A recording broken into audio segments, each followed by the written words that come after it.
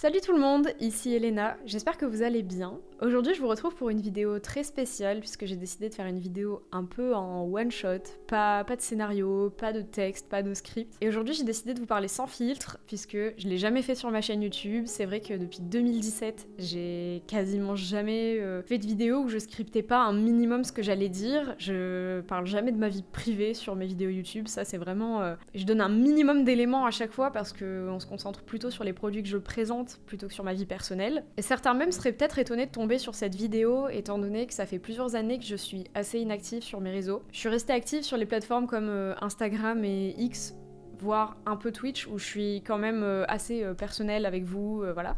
Mais c'est vrai que sur ma chaîne YouTube et sur TikTok où c'est du contenu un peu plus produit et monté, j'ai tendance à être présente moins souvent. Et c'est vrai que pendant ces dernières années, je vous ai proposé du contenu mais avec... des petites brides quoi, c'est-à-dire que quand j'avais une OP intéressante, je me motivais, je faisais un contenu, mais il n'y avait pas forcément de suivi ou de line-up de contenu hyper carré où j'ai vraiment un bon rythme de publication et parfois je pouvais disparaître des réseaux pendant 8-9 mois, 1 an. Bref. Aujourd'hui, j'ai décidé de vous expliquer pourquoi j'ai disparu des réseaux sociaux pendant 2 ans et ce qui va arriver après sur cette chaîne, puisque vous vous doutez bien que si je fais cette vidéo aujourd'hui, parce que j'en ai besoin, c'est aussi pour vous annoncer des choses. Je pense que c'est important de rappeler le contexte, ça fait quand même 6 ans que j'ai ma chaîne, 6 ans, 7 ans, ça fait 7 ans. Ça fait 7 ans, waouh. Ça fait 7 ans que j'ai cette chaîne YouTube et j'ai commencé à créer des vidéos en 2012, à l'âge de 12 ans. Cette chaîne, c'est vraiment le point de départ de ma présence en ligne en tant que Amy au début, puisque certains se rappellent peut-être de mon ancien pseudo. Et tout a commencé en fait avec une vidéo que j'ai postée en août 2017. 2017, j'avais 17 ans. Je sortais à peine du lycée, je venais d'avoir mon bac et j'avais posté cette vidéo, mon nouveau PC gamer, et c'était vraiment le point de départ d'absolument toute cette aventure sur les réseaux. À ce moment-là, j'allais rentrer à l'université en fac de droit, je voulais devenir avocate et j'étais très au clair avec moi-même sur ça. Ma carrière professionnelle allait quand même prendre le dessus sur mes loisirs et mes passe-temps, puisque c'est un peu comme ça que j'ai été conditionnée, et puis par la suite, c'est comme ça que j'ai aussi hiérarchisé, on va dire, l'importance... mes degrés d'importance de tous les sujets les plus importants de ma vie. Mais malgré tout, cette vidéo a eu un effet papillon énorme parce que c'est celle qui m'a permis de me faire connaître au départ et qui a fait de moi, de ricochet en ricochet, une créatrice de contenu plutôt orientée tech, hardware, e-sport, gaming. Et maintenant, quand j'y pense avec du recul, ça me donne le sourire puisque je me dis, purée, c'est vrai qu'à l'époque, j'avais vraiment la dalle, j'avais trop envie de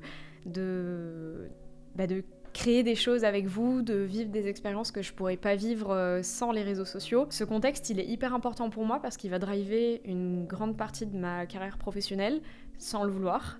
Parce que, encore une fois, initialement, j'étais conditionnée à faire des études de droit, devenir, je l'espérais à l'époque, avocate, en droit du numérique quand même, il faut pas abuser, mais j'étais pas du tout prédestinée à avoir un avenir dans le marketing et dans la com à la base, et finalement c'est là que je me suis retrouvée. Je pense que c'est intéressant de repartir aux prémices de cette chaîne. Les réseaux ont vraiment fait partie et font encore partie de ma personnalité aujourd'hui. Donc à l'époque, 17 ans et demi, ma vidéo est ultra scriptée, je présente tous les composants de mon PC, je suis trop contente...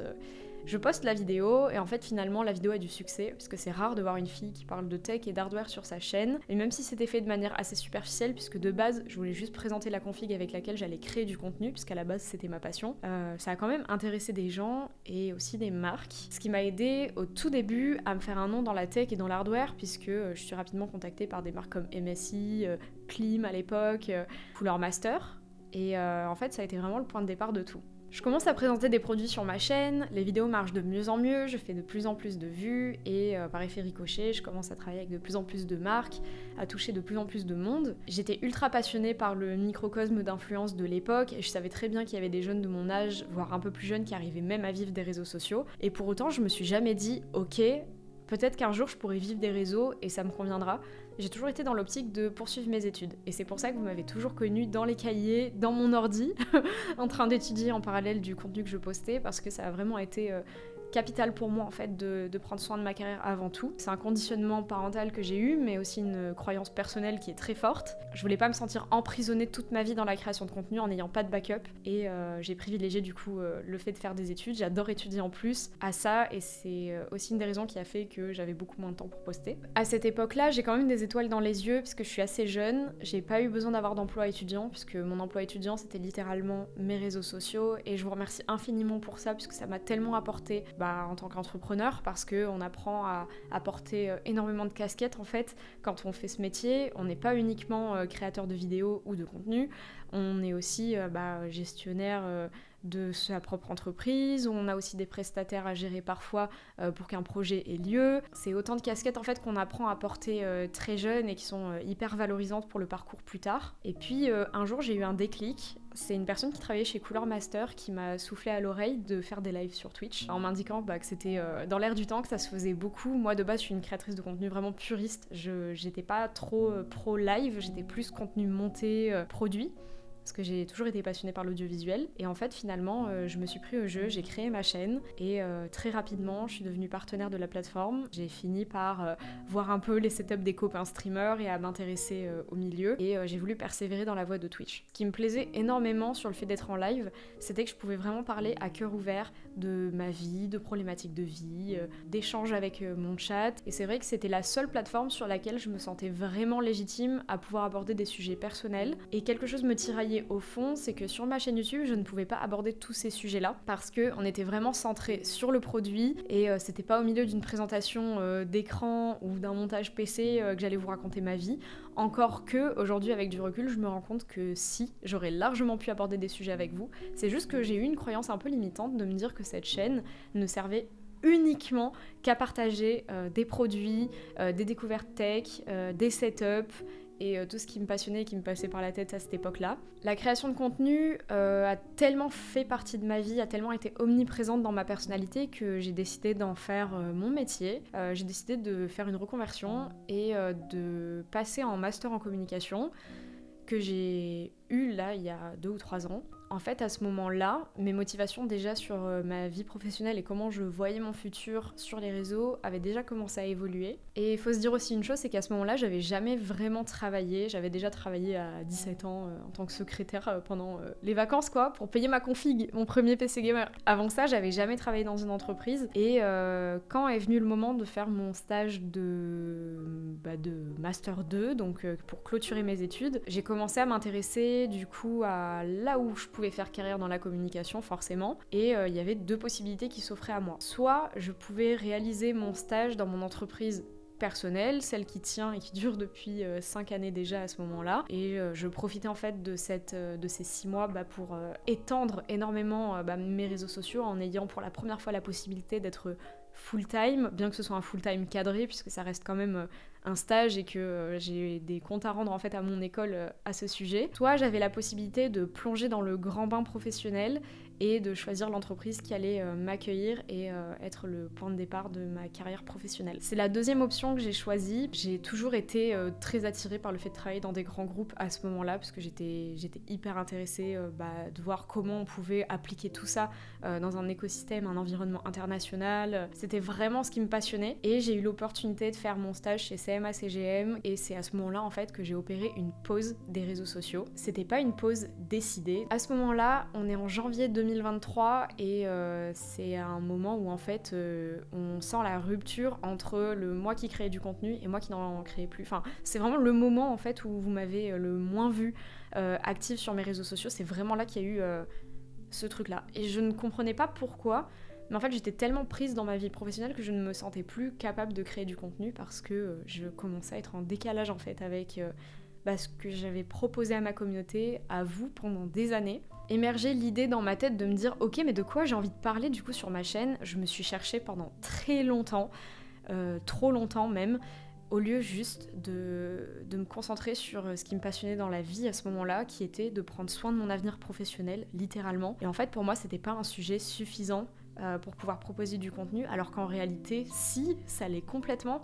J'ai vécu tellement de choses depuis que je suis dans la vie professionnelle que je me dis, ça pourrait tellement intéressé des jeunes qui ont été à ma place aussi au moment où je cherchais mon stage, et je ne me sentais absolument pas légitime à aborder ces sujets, alors qu'en réalité c'était du contenu que je consommais quotidiennement. Et le déclic a mis vraiment longtemps à arriver, puisque là si je reviens en vidéo seulement en mi-année 2025, donc mai 2025, c'est que ça a quand même mis du temps à maturer dans ma tête, puisqu'en vrai, je me rends compte que depuis cette date-là, depuis janvier 2023, en réalité, je n'ai plus été active vraiment sur les réseaux sociaux.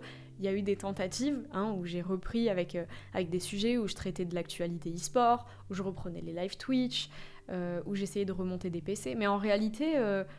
c'était pas quelque chose d'extrêmement régulier et j'étais pas motivée, j'avais pas soif de sujet comme quelqu'un qui est vraiment passionné par la thématique qu'il aborde au point de pouvoir vraiment sortir des choses de manière régulière. En fait, là, cette année, il y a des choses qui m'ont permis vraiment de mettre en lumière ce besoin et cette volonté de repartir sur de nouvelles bases sur mes plateformes avec un tout nouveau contenu qui me correspond en tant que femme maintenant, puisque j'ai quand même 25 ans. Waouh! J'allais dire, waouh, le coup de vieux! Alors que 25 ans, c'est pas du tout vieux, mais... j'ai tellement mûri en fait entre mes 17 ans et mes 25 que là je commence à sentir que le contenu que je propose il est plus aligné. Et c'est vrai que maintenant que j'y pense, si j'avais été amenée à créer du contenu à l'époque sur des thématiques gaming hardware et que j'avais pas poursuivi mes études et que j'avais continué sur cette lancée là, je pense que je serais effectivement allée très loin dans cette niche et j'aurais vraiment persévéré en fait pour pouvoir continuer d'avoir des opportunités en lien avec ça, vous faire vivre des choses en lien avec ça. Mais c'est vrai que là maintenant, ma personnalité a été façonnée autrement et les sujets et les centres d'intérêt que j'ai développés sont beaucoup plus liés à des choses tangibles de la vie d'une personne lambda et qui concernent vraiment des sujets quotidiens. Et même moi, les vidéos que je consomme aujourd'hui, c'est plutôt je vais dire des... En fait, j'ai l'impression d'être devenue super ennuyeuse là dans cette vidéo, mais en gros, des vidéos de personnes qui montrent leur organisation quotidienne, qui donnent des conseils pour donner des coups de pouce à sa carrière. En fait, tout ce qui permet, en termes de développement personnel, de donner de la valeur à une personne, ça, c'est du contenu qui m'intéresse. Et c'est du contenu que je consomme vraiment quotidiennement. Et en fait, je pense que quand on est créateur de contenu et qu'on a un bug de légitimité où on se demande qu'est-ce que je pourrais proposer comme contenu, j'aime faire du contenu mais je ne sais pas quoi faire, en fait je pense qu'un des conseils que je pourrais donner à ce niveau-là, c'est vraiment d'analyser et de comprendre qu'est-ce qui est vraiment important pour nous. Et j'avais eu la discussion avec mon meilleur ami qui lui aussi a toujours été très créatif, très passionné par le partage, voulait créer des choses, expérimenter des choses en lien avec la création de contenu. Et en fait... il n'arrivait pas à trouver sa voie et il me disait qu'il n'avait pas de passion particulière à partager. Alors c'est vrai que quand tu es passionné par un sujet en particulier, alors je vais dire ça au pif, la photographie ou le gaming, un jeu en particulier, c'est facile de trouver des thématiques sur lesquelles faire du contenu, mais quand on n'est pas forcément passionné par un gros sujet, ce qui est mon cas, moi je suis passionnée profondément de création de contenu, je ne comprenais pas pourquoi j'étais le cordonnier le moins bien chaussé de tous les créateurs de contenu. En fait, avec tout ce que j'avais appris au fil des années, en master, en analysant, en coachant des gens, en donnant des conseils, en accompagnant des marques, je me disais mais comment ça se fait que j'arrive à accompagner toutes ces personnes, qu'on fait toujours des stats incroyables, mais quand il s'agit de moi, je ne sais pas quoi faire, je ne sais pas quoi produire, et du coup je me rattachais à ce que je connaissais, qui était l'hardware, la tech, la présentation de produits, et choses que j'aime toujours faire. Franchement, je me sens toujours légitime à faire ça et à aborder ces sujets, mais peut-être pas de manière quotidienne, enfin pas 100% de la distribution de mon contenu est centrée là-dessus, parce qu'en fait ma personnalité elle est tout autre. Le déclic que j'ai eu, c'était de me dire que si j'étais un cordonnier mal chaussé, c'est parce que je rattachais trop la typologie de contenu à une passion. Et en fait, je pensais vraiment que pour créer du contenu sur internet, il fallait être passionné par un sujet et faire des vidéos sur ce sujet à foison parce que c'est facile de traiter d'un sujet qu'on connaît, qu'on maîtrise et qu'on aime. Sauf que c'est pas la norme, c'est pas obligatoire. Et ça, j'ai mis du temps à me le mettre dans le crâne parce que je me disais avec sincérité, il faut que je parle de ce que je connais et pas de ce que j'aime. Et en fait, j'avais comme un petit syndrome de l'imposteur, parce que là, demain, si je devais vous faire une vidéo qui vous donne des conseils pour rentrer dans la vie pro et tout, j'en serais extrêmement ravie. Mais je me sentais pas légitime, alors que pourtant, mais bien sûr que je le suis, au même titre que n'importe qui a mis un pied dans la vie professionnelle. Donc finalement, j'ai vraiment décidé de me réconcilier avec ma véritable personnalité. une jeune femme de 25 ans qui est en train de prendre soin de sa carrière et qui est en train d'évoluer dans diverses entreprises.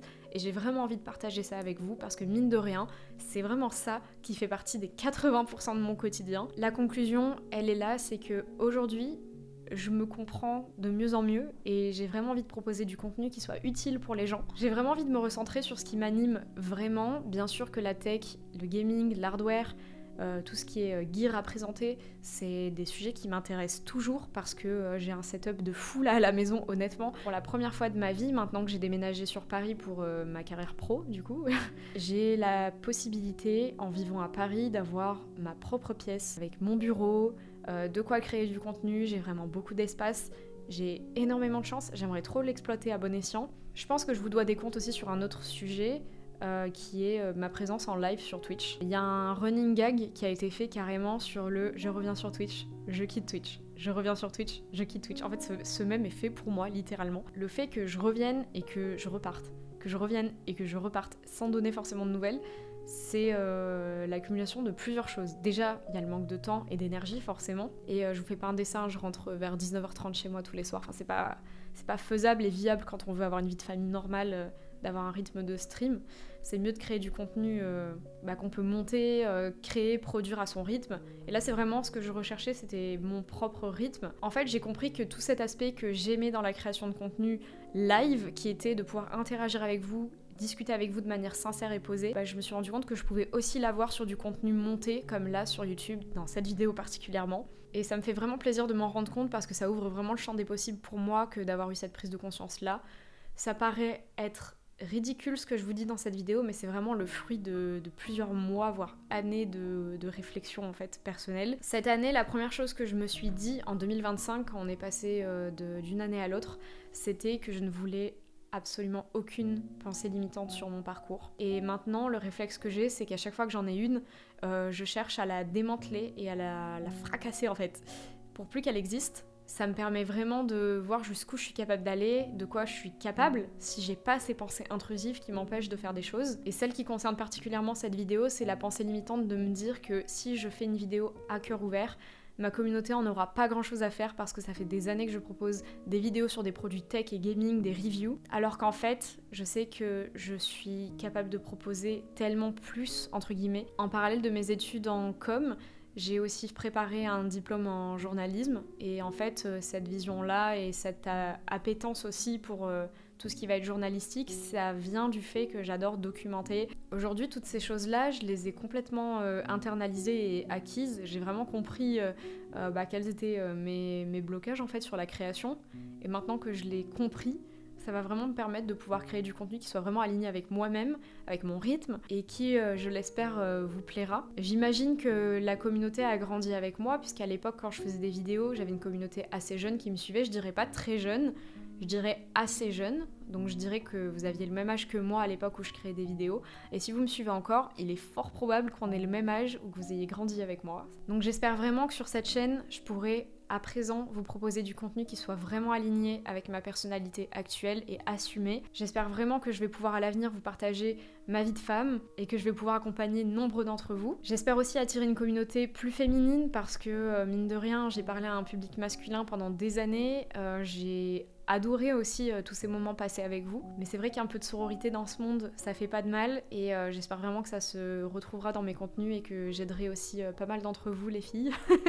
Je suis désolée si cette vidéo était pas mal décousue encore une fois, j'ai vraiment parlé avec mon cœur, j'ai suivi un petit peu mon instinct pour vous parler dans cette vidéo des sujets qui me paraissaient être les plus importants. À ce moment-là, je pense avoir tout dit dans cette petite mise à jour, j'espère quand même que cette vidéo vous aura plu. Et si jamais tu veux continuer de suivre mon aventure sur cette chaîne, tu es la bienvenue, j'espère que tu vas aimer l'expérience. J'ai un petit peu l'impression de partir de zéro et pour moi il était hors de question de recréer une chaîne from scratch et partir d'un tableau blanc. Mine de rien, je pense qu'on peut tout à fait imaginer une continuité, ça aussi c'est une pensée limitante que j'ai pu avoir. Est-ce que je fais une nouvelle chaîne ou est-ce que je poursuis sur celle-ci? J'ai tellement hâte de partager avec vous tous ces sujets que je gardais pour moi et pour mon entourage. Balayer cette pensée qui m'a dit pendant des années que j'étais cantonnée à faire uniquement de la tech et de l'hardware. Mon challenge ça va être de ne pas me décourager sur les stats éventuelles parce que c'est un changement drastique de contenu Et peu importe sa fréquence, il est possible que je touche moins de monde qu'à l'époque. Néanmoins, j'ai pas envie de me focus là-dessus, j'ai vraiment envie de repartir sur les bases sur lesquelles j'étais partie à l'époque,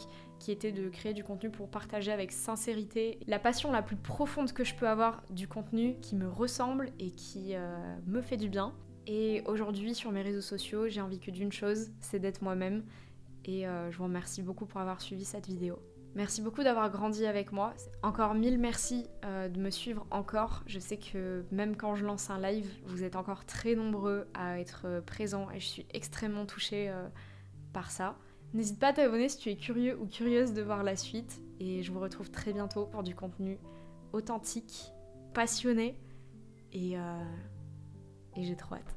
Ciao tout le monde, c'était Elena. À la prochaine!